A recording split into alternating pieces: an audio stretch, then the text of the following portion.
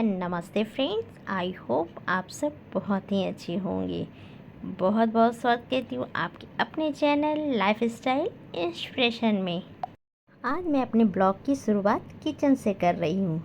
ये blog kitchen से शुरू होगा और किचन में ही ख़त्म हो जाएगा। हमारा बहुत ही छोटा और प्यारा सा किचन है। हम अधिकतर लेडीज़ों का बहुत सारा समय किचन में ही गुजरता है। हमारी मॉर्निंग की शुरुआत किचन से शुरू होती है और नाइट की किचन से ही ख़त्म होती है।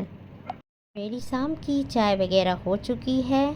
थोड़ा मैंने वॉकिंग वगैरह किया और मैं अब सीधे चली आई हूँ किचन में। शाम के करीब शायद 7 या 7:30 का टाइम हो रहा होगा।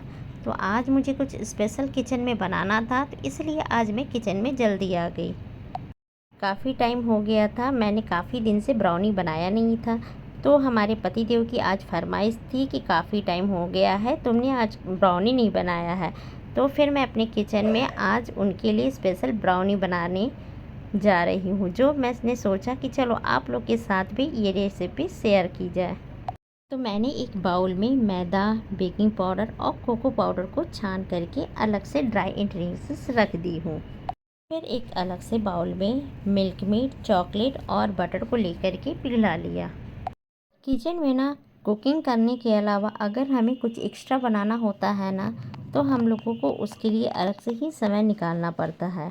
और तो मुझे तो इन सब चीज़ों का ना बनाने का बहुत ही शौक़ है। मुझे बेकिंग में इतनी इंटरेस्ट है कि मुझे कभी भी कोई कुछ बोलता है ना, तो मैं उसको ना ही नहीं करती हूँ।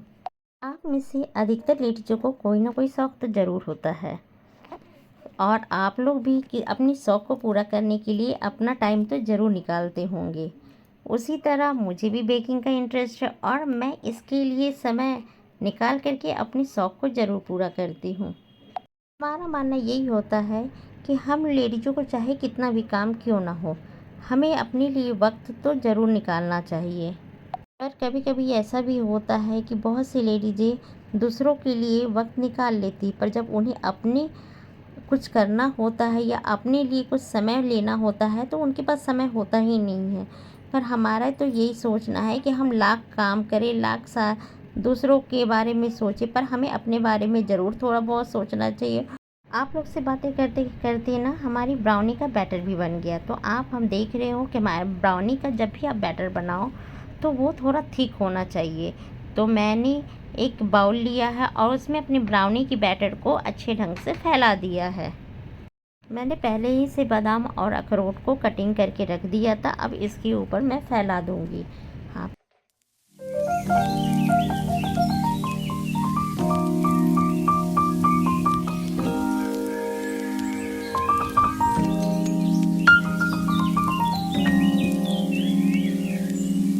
तो आप देख ही रहे हो कि हमारी ब्राउनी बिल्कुल रेडी हो चुकी है। इसके ऊपर हमने अखरोट फैला के रख दिया है।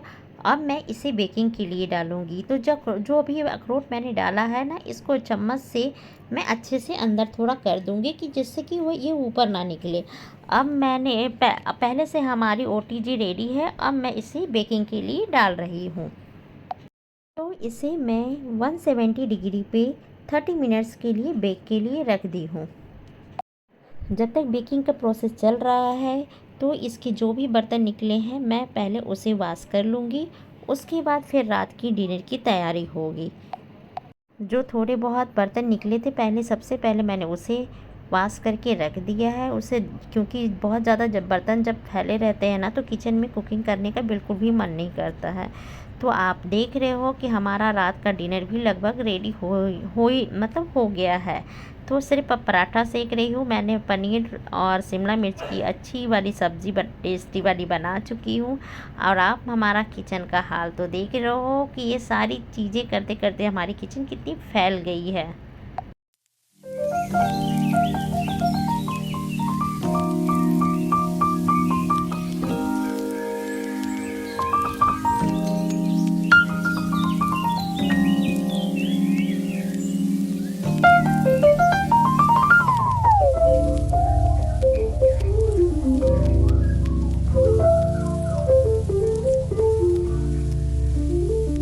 तो खाना वगैरह सारा निपट चुका है। अब है किचन क्लीनिंग की बारी। तो जो सब्जियां बची हुई थी मैंने सोचा कि चलो उसे गर्म करके एक बाउल में अलग से निकाल के रख दूँ। तो फिर मैं सबसे पहले वही गर्म करने के लिए उसे कढ़ाई को मैंने चढ़ा दिया है। तो जब रोटियां वगैरह सब सिक जाती है ना, तो अब है तवा धोने की बारी। सॉरी, तवा नहीं, चकला और बेलन। तो उसे भी मैं अच्छे से साफ़ वगैरह करके रख देती हूँ, जिससे कि मुझे फिर अगर थोड़ी बहुत भी उसमें आटा वगैरह चिपका रहता है ना, तो फिर बहुत ही मतलब अच्छा नहीं लगता है काम करने में। तो उसे मैंने धो धा के उसको अलग से रख दिया है।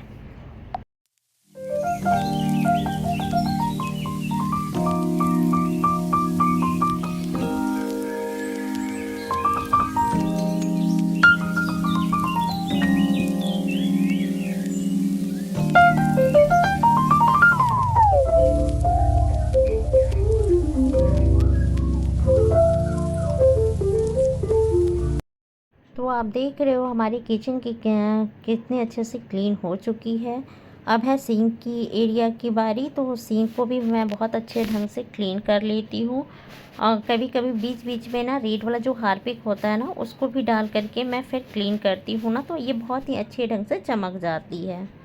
साथ ही में ना नल वगैरह होता है या सिंक के पीछे का एरिया जो होता है ना, उसको भी मैं थोड़ा सा डिटर्जेंट से ना क्लीन कर देती हूँ, तो वो भी बहुत अच्छे ढंग से क्लीन हो जाती है। किचन वगैरह सब जब क्लीन हो जाता है ना, उसके साथ साथ ना अगर सिंक एरिया भी आपका बिल्कुल चमकने लगता है ना, तो लगता है कि हाँ, किचन हमारी बहुत अच्छे ढंग से क्लीनिंग हो गई है। तो अब है मटकी की बारी। तो हम भी उसका मटका हमारे घर में ना डेली धुलता है, तो मैं एक हाथ ज़रूर लगा लेती हूँ, और बीच बीच में उसको अच्छे से क्लीन करने के लिए मटके को ना फिर मैं पीताम्बरी से क्लीन करती हूँ। तो मैं डेली तो पीताम्बरी से क्लीन नहीं करती हूँ, हाँ बीच बीच में मैं इसमें पीताम्बरी लगा करके मैं इसके क्लीन करती हूँ। तो ये मटका हमारा धुल चुका है। अब है पानी वगैरह, अब रात का जो पानी मैं भर के रख देती हूँ, सुबह में मैं जितना जो भी काम वगैरह होता है ना, मैं इसी मटके के पानी से फिर करती हूँ, और जब बीच में कम पड़ता है तो फिर मैं इसे फिर दोबारा मैं भर देती हूँ। गैस स्टोव को भी मैं सर्फ से धो लेती हूँ पहले, और थोड़ा हल्का सा वो सूख जाता है ना, तो मैं टॉवल से उसे अच्छे ढंग से रगड़ करके पोंछ देती हूँ, जिससे कि गैस स्टोव अच्छे से चमक जाती है। अब है, ये थोड़ी बहुत मिर्ची आज आई हुई थी, तो मैंने उसे धोकर पहले से रख दिया था।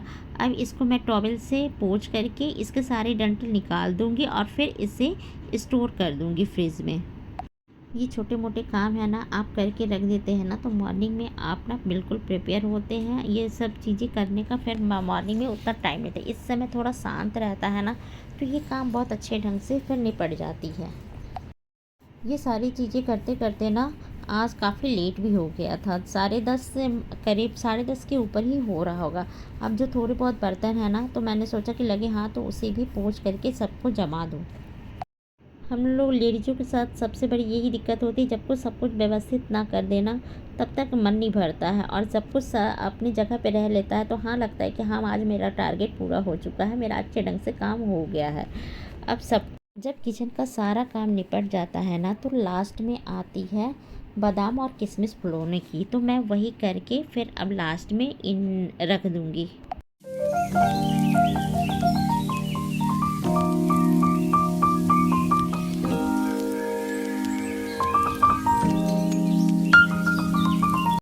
तो मेरा अधिकतर सारा काम निपट चुका है। अब है डिटॉक्स वाटर बनाने की। तो लास्ट में मैं डेली रात में ना डिटॉक्स वाटर बना के रख देती हूँ। डिटॉक्स वाटर के लिए मैंने उसमें मैं खीरा, चुकंदर, नींबू का रस, धनिया की पत्ती और गाजर, ये सारी चीज़ें मैं डाल कर के पानी भर कर के रख देती हूँ। आजकल यूट्यूब पे हो या होटल में या किसी रेस्टोरेंट में, तो आप अधिकतर देखोगे कि डिटॉक्स वाटर का आजकल बहुत ही ज़्यादा प्रचलन है। तो मैं भी कुछ समय से ये चीज़ें कर रही हूँ, और मैं ये ज़रूर करके रख दे, और मॉर्निंग में मैं इस पानी को बीच बीच में लेती रहती हूँ। ये मेरी बहुत ही छोटी सी बोतल है, जो मैंने कुछ समय पहले परचेज किया था और आप लोग को दिखाया भी था। तो ये सारी चीज़ों को मैं छोटे छोटे टुकड़ों में कटिंग कर कर के इस जार में मैं भर देती हूँ, और देखो लास्ट में मैं पानी भी डाल देती हूँ, जिससे कि ये और इसे रात भर ऐसे ही छोड़ दूँगी। फिर मॉर्निंग में इस पानी को बीच बीच में लेती रहती हूँ। कुछ समय से ये चीज़ें मैं करके देख रही हूँ कि देखती हूँ कि क्या होता है। हमारी जार में बिस्किट का पैकेट भी ख़त्म हो गया था। तो फिर मैंने एक बिस्किट का पैकेट निकाल के इस जार में भर के रख दूँगी, जिससे कि मॉर्निंग में ना मुझे ये सारी चीज़ें करने में ना ज़्यादा समय नहीं लगे। और इधर हमारी ब्राउनी बिल्कुल भी रेडी हो चुकी है। तो आप देख रहे हो मेरी ब्राउनी रेडी हो गई है। अब मैं इसे निकालूँगी और इसे स्क्वायर शेप की पीसेस में कट करके फिर मैं इसे रख दूँगी। तो आप देख रहे हो कि हमारी ब्राउनी कितने अच्छे ढंग से बन के रेडी हो चुकी है। ये है फज ब्राउनी। मैं ये सारी चीज़ें उतनी खाती नहीं हूँ, क्योंकि मीठा उतना मुझे पसंद ही नहीं आता। हाँ, बीच बीच में थोड़ी बहुत लेनी होती है तो मैं ले लेती हूँ। मेरे हस्बैंड को मीठा बहुत ही पसंद है। खाने के बाद उन्हें थोड़ी बहुत कुछ मीठा चाहिए ही होता है। तो मैं ये बना के बीच बीच में रख देती हूँ। अगर कोई मतलब उन्हें अगर चाहिए होता है तो वो निकाल करके खा लेते हैं। इसी चीज़ को आप मार्केट में अगर लेने जाओगे ना तो ये काफ़ी महंगी मिलती है। और इसी चीज़ को कम खर्च में आप घर पे बनाओगे ना तो बहुत ही ये अच्छी बनती है। पर जब मैंने इसे थोड़ा सा टेस्ट किया तो बहुत ही अच्छा इसका टेस्ट आया था। अब मैं आपको इसे सिजलर ब्राउनी बनाकर दिखाती। तो इसके लिए एक छोटा सा तवा को मैंने पहले गर्म कर लिया और इसके ऊपर ब्राउनी का टुकड़ा रख लिया और इसके ऊपर फिर आइसक्रीम फैला दी। अब है इसके ऊपर चॉकलेट सॉस डालूँगी। तो ये बन गई है आपकी सिजलर ब्राउनी, जो बहुत ही टेस्टी और यमी लगती है। तो फ्रेंड्स, ये था आज का हमारा छोटा सा ब्लॉग। पसंद आए तो लाइक, कमेंट और शेयर करना बिल्कुल ना भूलें। इसी तरह मिलते हैं नए और इंटरेस्टिंग वीडियो के साथ। तब तक के लिए बाय बाय फ्रेंड्स।